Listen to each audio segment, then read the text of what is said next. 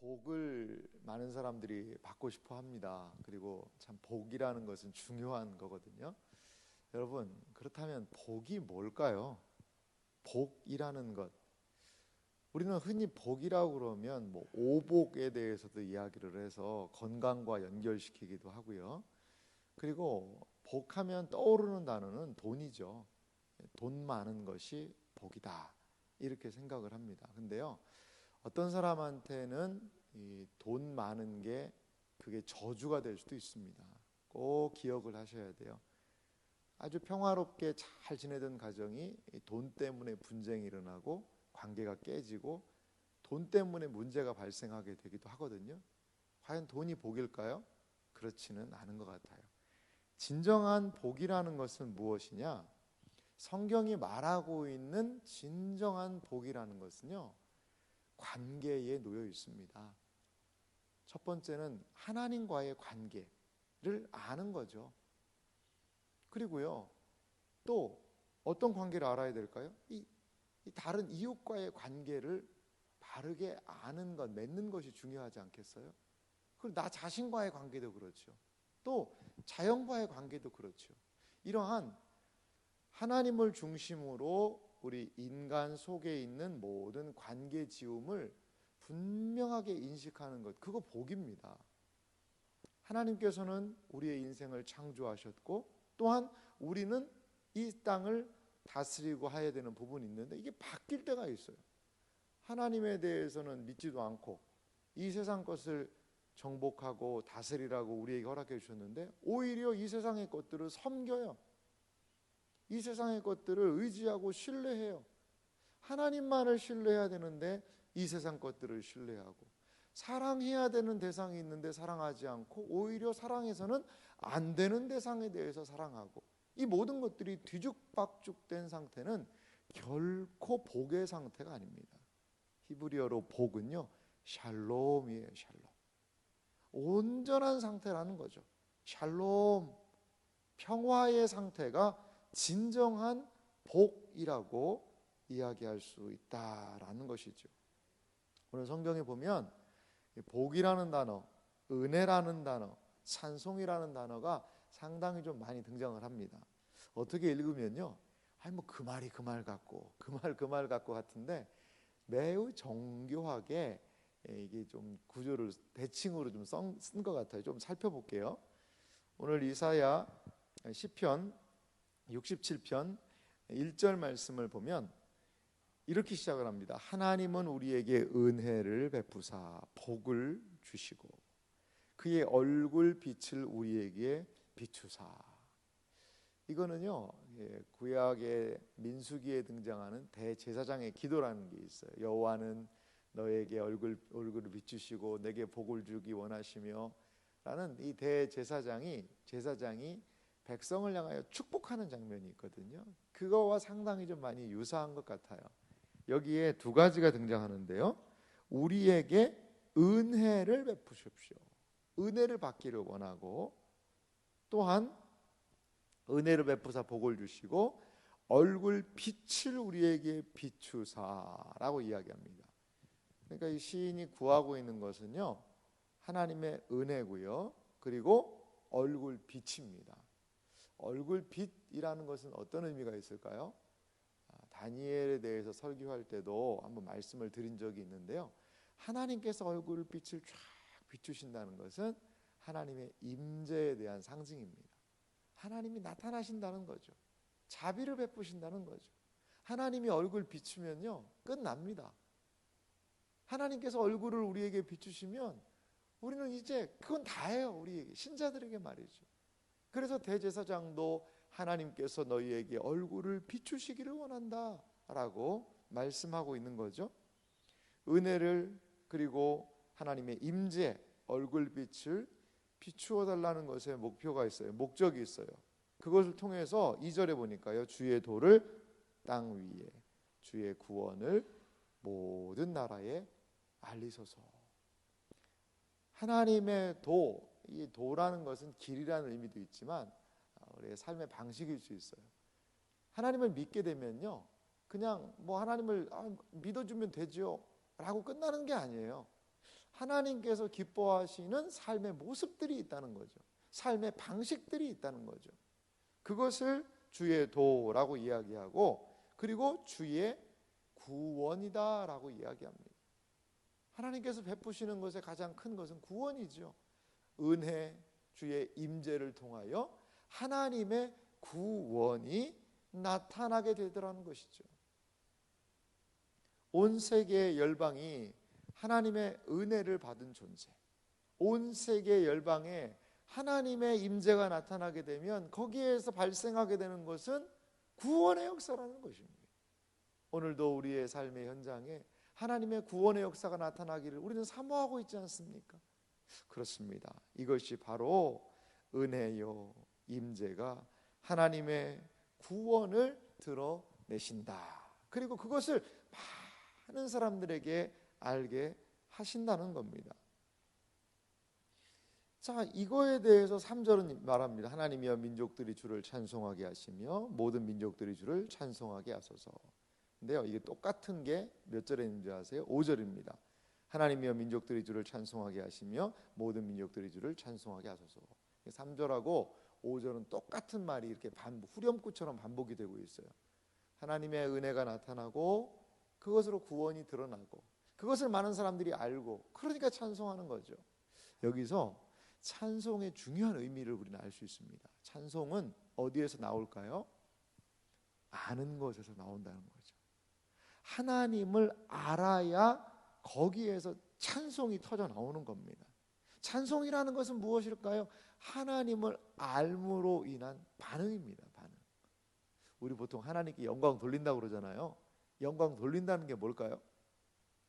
한 수련회 갔는데요, 아이들에게 하나님께 영광을 돌립시다 막 하니까 뭐 박수도 치고 하는데, 어떤 애가 이 이름표를 빼가지고 막 그걸 돌리더라고요. 근데 뭐 하냐 했더니 영광을 돌린다고 그러더라고요. 이름표 빼가지고 돌린다고 이게 하나님이 영광을 받으시는지 그건 잘 모르겠어요. 이 영광을 돌린다라는 의미는요, 하나님께서 뭐 영광이 한 99.9% 정도 되니까 내가 0.1%를 탁 넣어가지고 하나님을 완전하게 해드린다, 그런 개념은 아니에요. 그런 개념은 아니에요. 그건 영광 돌리는 개념이 아니에요. 마치 달을 한번 생각해 볼까요? 달은 스스로 빛을 내지 못하죠. 스스로 빛을 내지 못합니다. 달이 빛나는 이유가 뭘까요? 그것은 바로 태양 때문이죠. 그 원리 같아요.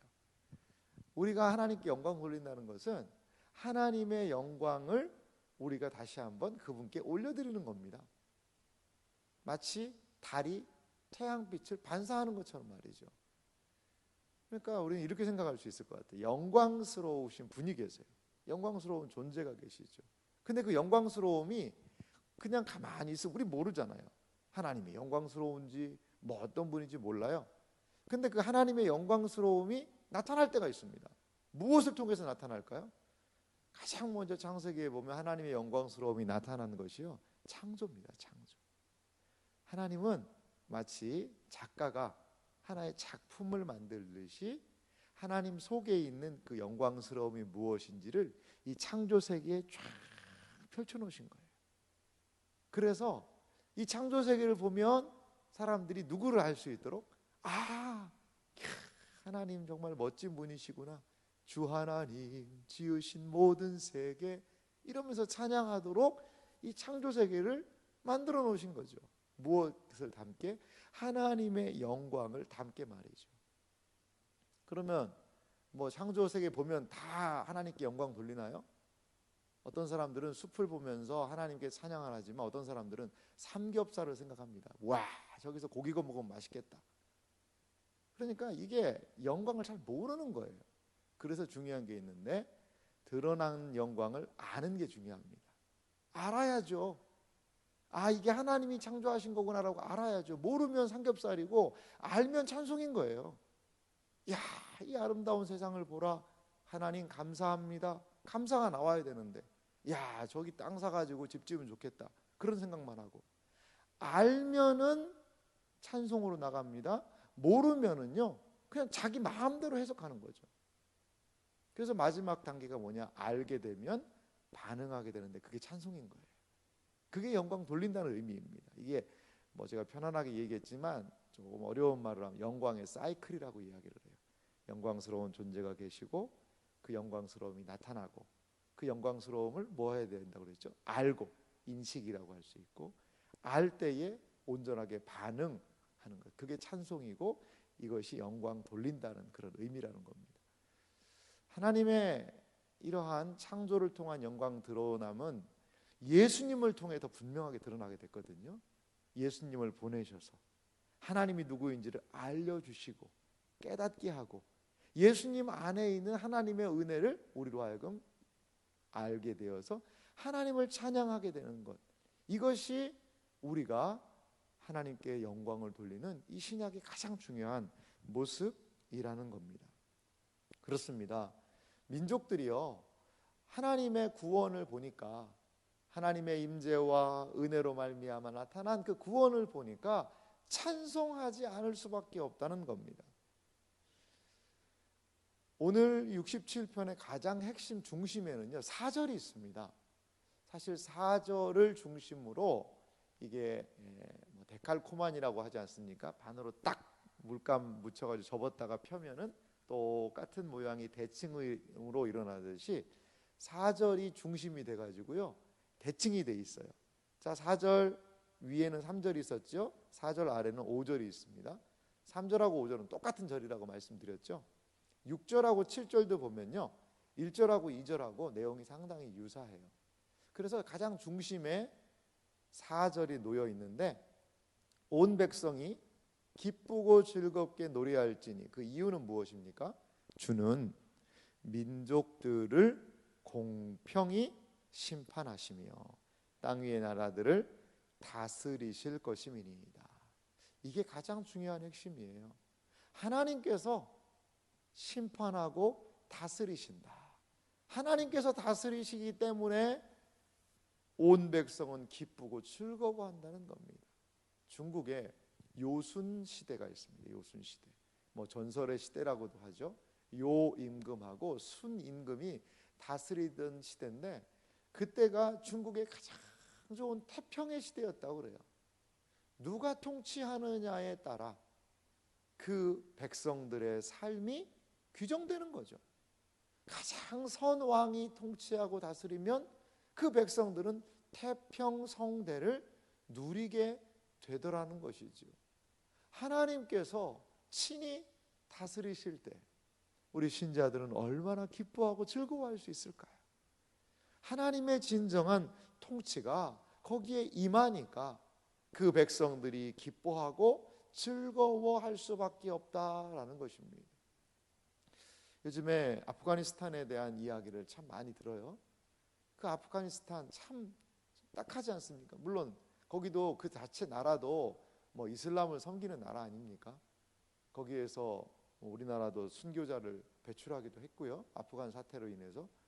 그런데 아니 더 강성 이 탈레반이라는 사람들이 와서 그 나라를 장악하니까 예전 아프간보다 더 강력하게 강성 이슬람으로 뭐 여성들 앞으로 교육도 안 시킨다. 뭐 그 사람들은 그렇게 유화책을 이야기합니다만 그 사람들의 기조가 있거든요. 기조가 있는데 그거를 그대로 그냥 문자적으로 해석을 해서 여러 가지의 정책들을 앞으로 펼칠 것 같은데 이 문제가 심각합니다. 정말 심각합니다. 거기에 있는 그리스도인들도 있거든요. 심지어 외부 소식통에 의하면 거기 그리스도인들의 명단을 가지고 색출한다는 얘기가 있어요. 이 이슬람들이 그리스도인들을요 무참하게 학살하고 IS 얘기도 들었지 않습니까? 그렇게 지금 강력하게 정권이 바뀌고 나니까 누가 다스리느냐에 따라서 백성들의 삶을 안전하게도 살 수 있지만 그 수많은 사람들이 카불 공항에서 어떻게든지 외국으로 나가려고 지금도 난리지 않습니까? 여러분, 누가 다스리느냐가 이만큼 중요한 것입니다. 우리 신자들은 꿈꿉니다. 주께서 다스리시기를, 주님이 통치하시기를, 주님의 진정한 통치가 우리에게 이루어지기를 우리는 기대하고 사모하며 나아가는 사람들이 우리라는 거예요. 신자에게는요 물론 다중국적을 인정하는 나라들이 많지만 우리나라는 이중국적에 대해서 거의 인정을 하지 않지 않습니까? 그런데 우리 신자에게는요, 이 땅에 국적이 있고 국가가 있고 또 하나 이게 하늘의 국적이 있는 사람이에요. 하늘에. 우리 신자들은 이 세상의 이 나라의 국가의 법을 따라야죠. 분명히 지켜야 됩니다, 여러분. 교통법도 지켜야죠. 그리고 세금 내야죠. 이 나라의 법을 지켜야 돼요. 그런데 우리 신자들은요, 또 하나의 시민에 속해 있는데 그것은 하나님 나라의 백성이자 시민이라는 거죠. 우리는 이중국적이 분명히 있어요. 그런데 이 두 법이 충돌할 때가 있습니다. 그럼 무슨 법을 따라야 되겠어요? 하나님 나라의 법을 따르는 겁니다. 그게 우리 신자들이에요. 일제시대 때 보세요. 일본은 신사에게 절을 해라, 동방요배를 해라 라고 이야기를 하죠. 그러면 이제 일본이 다스리니까 그 나라 사람들은 지켜야 되죠. 하지만 우리의 신앙의 양심은 하나님의 나라의 법은 나 외에는 다른 신을 섬기지 말라라는 말씀이 있으니까 우리 신앙의 선배들이 목숨을 내가면서 그걸 안 지킨 거죠. 거부한 거죠. 왜? 신앙 양심상 하나님의 나라의 백성으로서. 그렇죠. 이것이 바로 신자의 진정한 정체성이라는 것입니다. 우리는 하나님의 다스리심을 이 땅에서 실천하는 사람들이라는 겁니다. 그래서 우리 혼자 있으면 하나님 말씀 지키기가 참 어려우니까 우리에게 하나님의 뜻이 무엇인지를 말씀을 통해 알려주시고 또 그 말씀을 순종할 수 있도록 성령 하나님을 보내주셔서 그 말씀을 순종할 수 있는 힘을 주시는 거예요. 힘을 주시는 거예요. 그러면 우리는 이제 이 세상 법에 대해서 하나님 법이 우선이니까 일단 성경 나온 대로만 다 하고 세상 법에 대해서도 야 우리 하나님이 이렇게 하라고 그랬으니까 했다 라고만 이야기하면서 살아야 될까? 그건 또 아니거든요. 분명한 균형과 조화가 필요합니다. 분명한 균형과 조화가 필요한 것을 기억하는 그 지혜가 좀 있어야 됩니다. 그렇습니다. 하나님께서 지금 이미 우리 안에서 통치를 시작하신 거예요. 우리 안에서 하나님의 뜻에 순종하고 하나님의 통치를 기뻐하는 것을 이제 앞으로 먼 옛 미래에 어느 날 시작할 것이야. 지금 벌써 예수님이 오심으로 하나님의 나라가 시작되었고 우리는 그 통치를 따라가고 있는 것입니다. 그게 바로 신자의 삶이죠. 그리고 우리는 기대합니다. 최종적으로 이 하나님의 진정한 다스림은 완성될 것이다. 세상 나라가 우리 주와 그의 그리스도의 나라가 되어 그가 세세토록 왕노릇 하시리로다. 이것이 바로 우리가 교회가 바라보고 있는 가장 복된 비전이라는 것입니다. 이렇게 오늘 시편 기자는 민족들을 공평히 심판하시며 땅 위의 나라들을 다스리실 것을 대망하고 있습니다. 그것이 바로 5절에 하나님에 대한 찬송의 이유이지요. 그리고 6절 말씀에도 보면 땅이 그의 소산을 내어 주었으니 하나님 곧 우리 하나님이 우리에게 복을 주시리로다. 하나님께서 우리에게 복을 주신다는 거죠. 하나님이 누구인 줄 알고 그리고 내 이웃을 섬길 자가 누구인지 알고 그리고 내가 다스릴 것이 무엇인지를 알고 경배할 것이 무엇인지를 온전히 알려주고 하나님의 진정한 다스림 통치 구원의 역사를 보게 될 때에 그것이 우리에게 복이고 또한 때를 따라 시를 따라 땅의 소산을 우리에게 주어 하나님이 우리에게 복 주시는 분임을 감사함으로 알게 되는 그 삶을 살게 하신다는 겁니다. 사랑하는 성도 여러분, 진정한 복이 무엇입니까? 진정한 복은 하나님 안에 있습니다. 하나님을 가까이 하는 것이 내게 복이다. 이렇게 시편 기자가 이야기를 해요.